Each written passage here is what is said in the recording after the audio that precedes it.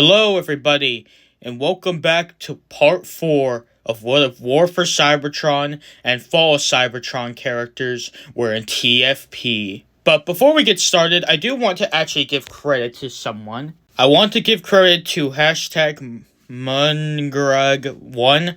Sorry if I butchered that name, because they actually gave me an idea for a title for this universe that they've been calling it, which is the Battle Beyond Cybertron universe, which I do like that name, and I want to credit him because that would actually be a really cool name for a sequel game to the War for Cybertron games. So I guess if you want to, you can call this universe that, at least the beginning portion, and then the rest of it's the TFP portion. But yeah, I just wanted to hashtag them for that. They were really cool, so I'll put them in the description. But anyways, let's continue with the story and see where we go from here. We continue with Bumblebee and Bulkhead and Jetfire, who are out in the Arctic right now because they detect some sort of signal out there. They end up stumbling upon, however, a frozen pod under the ice, and so bring it back to base. Optimus wishes to learn more about it, so him and RC and Jazz will go out to investigate more of its location. Silverbolt says him and his team will be out on a scouting mission, so they leave the base. During this, some Autotroopers are left in charge of guarding the pod, but when it hatches, the guards see it is full of scraplets, but they don't get a chance to escape as they get devoured by the Horde, the full-on Horde attacking them, since Bulkhead said that he's seen a full Horde eat somebody alive, so with all of them right there at once, yeah, those Autotroopers aren't making it. Soon the power starts going out throughout the Ark, with Raphael finding one of the scraplets, and when the bots see it, they panic, as it attacks them. They manage to kill it, with Ratchet explaining to the humans what scraplets are. Many of the bots are freaking out, and think that they should just make a split out of the base. But Ratchet points out how that would be foolish of them. They would have nowhere else to go, so they have no choice but to go around, split up, and try to take out these things.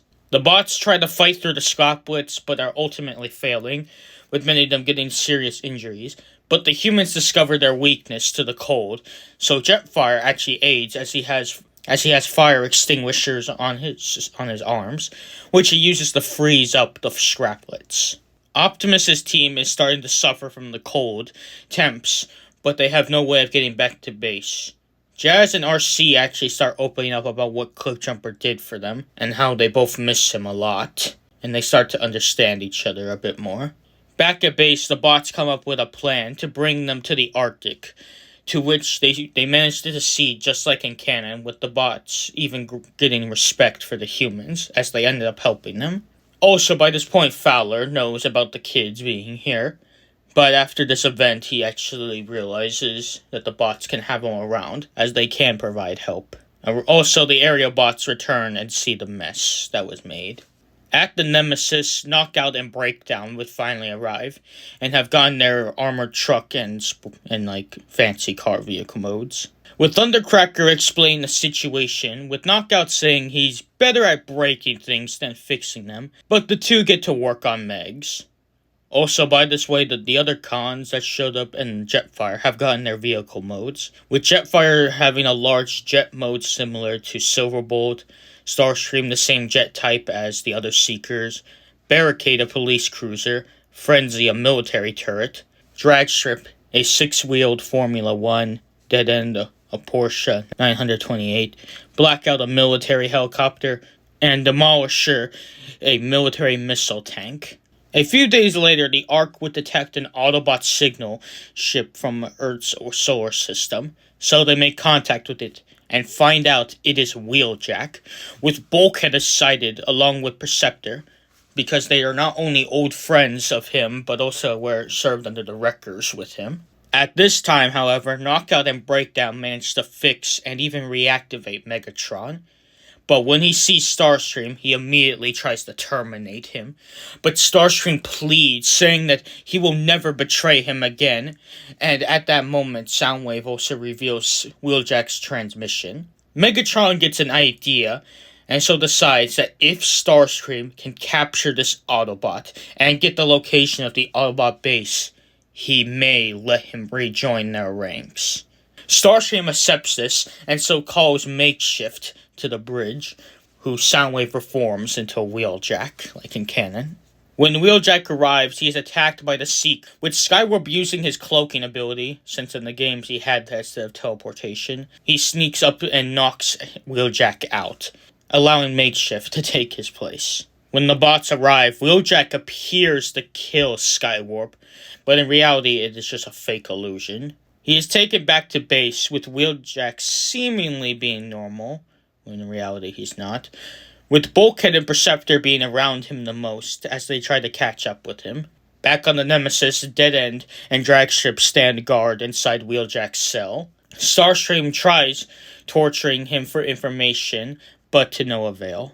Makeshift really tries to keep his cover, but with Perceptor and Bulkhead there, they discover him pretty quickly, given two old friends of him would be able to tell something's wrong. Makeshift tries to grab Miko, but with as many bots there are there, they manage to take him down quickly. Makeshift is interrogated, and does say the cons have Wheeljack, so Bulkhead says they should mount an assault on the Nemesis to free him. Optimus agrees, so they come up with an idea to use Makeshift to get the Decepticons to come out. Soon, the cons detect Makeshift's signal, but when they arrive to the location, they see nothing, so head back to the Nemesis.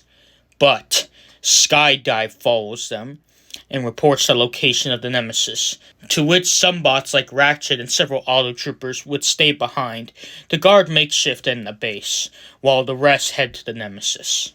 There, the bots roam around the Nemesis, but Perceptor sees a computer and decides to download what's on it, as he sees it as one of the science computers there. They are spotted, which leads the ship to going into lockdown, but Wheeljack takes the chance to knock out Dead End and Dragstrip. But when he's fleeing, he does feel like he hears something. Feels like he hears yelling, but he doesn't pay too much attention to it, and so walks past. Soon the cons and bots would face off, with Optimus shocked but not too surprised of Megatron being alive, given what happened in Fall of Cybertron with that Dark Energon. The two leaders would begin to clash, while Wheeljack makes his way around the ship until he gets to the landing pad. He fights off a few Viacons there, but then a ground bridge opens. As we see back on the Ark, Makeshift managed to escape by changing into a much bigger character, Blackout, and breaking the cuffs. Then he makes his way to the main room where he grabs Miko and forces Ratchet to open the ground bridge. But when he says, "Let's get this party started," the real Wheeljack comes through, and the two have the same fight as in canon. With the bots throwing Makeshift back through the portal, where Makeshift explodes from one of his grenades, killing him. Ratchet reports back about Wheeljack being back, so Optimus orders a retreat, but during this, Jetfire gets heavily damaged by Thundercracker and Skywarp, getting a few stomach stabs into him and shots. But he is grabbed by Bulkhead, and the bots retreat back to base. Wheeljack is celebrated for being brought back, with him happy to see his two old friends, even making a joke about Perceptor still being focused on his research and information while rescuing him. However, Wheeljack still does leave, and he does offer his friends a chance to join them, but they say they will stay, with Wheeljack saying he'll stay in touch with them, and he'll see them soon. On the Nemesis, Megatron beats Starscream for failing him, but Starscream begs him for one last chance, and Megatron is still furious, but gives him this last chance to prove himself. And so Starscream walks away, knowing that he must succeed. Perceptor later shares the information he got from the data on the Nemesis was the designer specs for the Combiner project from Shockwave. Optimus asks Perceptor if he can give some of their Autobots to undergo this process. Perceptor says that they might have just enough resources to make one Combiner team, but they need to figure out who. Silverbolt and the aerial bots look to each other and volunteer to be those test subjects, to which Optimus allows it. So Perceptor and Ratchet, while he's not repairing Jetfire, prepare the project. Fowler would call the base about being shot down a few days later, with him having the dingus. Anyways, Optimus says that they will help transport it, But due to Jetfire and the still in recovery and the aerial bots under the combiner upgrade, they have to transport it by driving. They transport it like a cannon, but are attacked by MECH. But due to all of the bots there, they don't even come near as close until the Decepticons arrive, led by Thundercracker, which causes the bots to fight the Decepticons, with MECH noticing them, and Silas realizes that limit machines are real. But some Autotroopers and Sideswipe stray away from the rest and head to the train, with them actually managing to stop the train, and then Optimus arrives also to provide extra support. MECH would retreat, but before they would get full scans of Optimus, the Autotroopers, and a few other of the random bots before leaving. Starscream would go to an ancient Greek ruins, where he sees the Energon Harvester hieroglyphic on the wall. But he would run into Bulkhead, and like in the DS game, they would fight. But Starscream flies away. The bots learn of the Energon Harvester, so go to the museum it is at, but the cons arrive. Bulkhead takes on Breakdown, Bumblebee takes on Knockout, RC with Slipstream, Jazz with Skywarp, Sideswipe and Thundercracker, Ironhide with Starscream, and Optimus with Megatron. But Soundwave would take the Harvester. The bots would go searching around the world, trying to find out where they could be using the Energon Harvester. But Bulkhead comes up with an idea of where it is, so him and Ironhide, who just returned to base, go to the Greek ruins. Starscream starts harvesting the Energon there with the Harvester.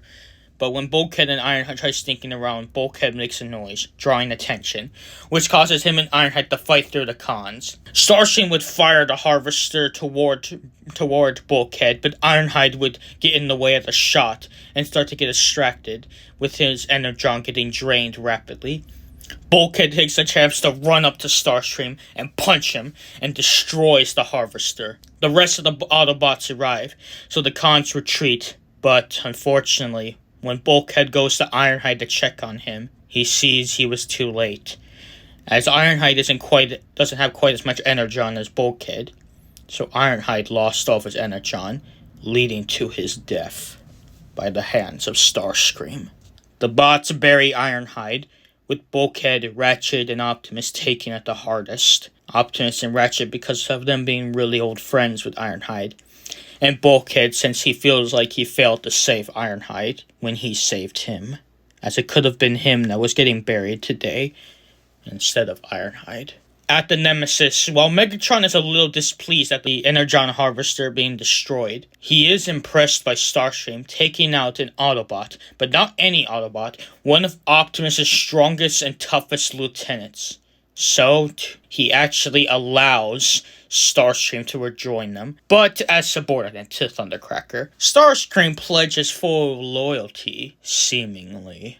Sometime later, Jack wishes to impress a girl, so Bumblebee helps him in a race, but during that race, Dragstrip, Dead, and the Knockout are a part of it, with Jack and B getting cornered, leading to the two getting taken hostage, with that bully character seeing it, Vance or whatever.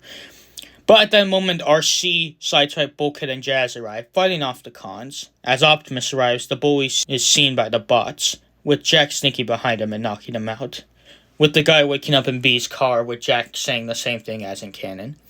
While at the Nemesis, Megatron punches the three cons for even daring doing such a stunt. Sometime later, RC, Jack, and Jazz would get an assignment to go on a mission in the woods to find what appeared to have been maybe some sort of Cybertronian signal. As they began walking around the woods, they would find the ship, with RC realizing whose ship it is.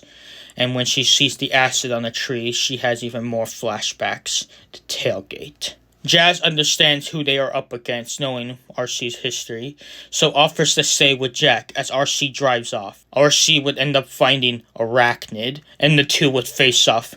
RC seemingly to have the upper hand, but would get attacked by who? Barricade, who was sent to investigate Arachnid's ship. Barricade tries to take in Arachnid, but she fights back and webs him up. Then RC tries to fight her again, but Arachnid wins and knocks her out. Jazz and Jack look for RC for a while, but would find Barricade and RC tied up, with Arachnid surprise attacking Jazz. Jazz yells for Jack to run as he tries to fight Arachnid. He does good against her since he does have pretty good skills, but she ultimately gets the drop on him with her webs, and so webs him up. She then goes after Jack. RC and Jazz would talk as they try to break out, with Jazz saying he knows why she wants to kill her. RC, in anger, does argue how could he know. He's always acted calm and messed around with the others. Never took anything really too seriously at times. But he says it's because of Cliff Jumper. She finally realizes they feel the same pain, and that they can't let Jack suffer the same fate as Tailgate and Cliff Jumper. So, they break out, leaving Barricade tied up. Arachnid's ship is destroyed by Jack during this, but when she gets her hands on him, she is jumped by RC and Jazz, with them forcing her to retreat as they beat her almost to a pulp. They say next time they'll deal with her for good, as they walk back to base, with RC apologizing to what she had said earlier, but Jazz says he understands, and if he needs somebody to talk to, she's got him. RC smiles at that, and so they head back to base. And that is where we're going to leave things for now. Thank you for watching part 4. Part 5 is going to be really fun because we're going to go over the middle half of Season 1. So yeah, see you then.